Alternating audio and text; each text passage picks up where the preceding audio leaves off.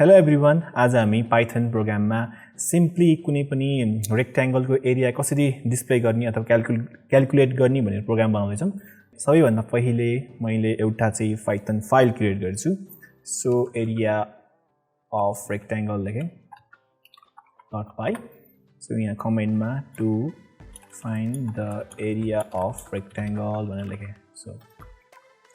So मलाई चाहिँ फर्स्टमा लेन्थ चाहियो। लेन्थको चाहिँ एल लेख्दा पनि भयो, LENGTH लेन्थ गरेर गर्दा नि भयो। सो इन्टिजरमा कन्भर्ट गरे पहिल्यै इनपुट अनि मेसेजमा लेखेँ मैले इन्टर द लेन्थ। सो यतिलाई सी तलपट्टि अर्को ब्रेथको लागि is equal to integer type conversion सुरुमै गर्दै सो इन्टर द ब्रेथ भनेर लेखेँ। ब्रेथ भनेर लेखेँ। अब दुईटा नम्बर पाएँ, लेन्थ र ब्रेथ।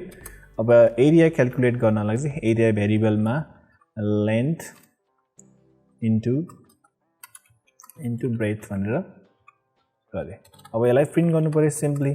सो प्रिन्टमा चाहिँ the area of rectangle is भनेर लेखेँ अनि यहाँ कमा दिएर मैले भ्यालु कम्बाइन गरेँ एरिया गरेर सेभ गरेँ। अब एक्जिक्युट गर्ने बेलामा पाइथन सुरुमा टाइप गरेर फाइलको नाम टाइप गर्ने। Okay, so enter 5।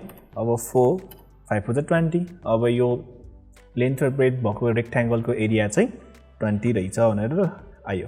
सो फेरि अर्को कुनै नम्बर राख्यो भने यसरी हामीले क्याल्कुलेट गर्न सक्यौँ। Okay, thank you everyone.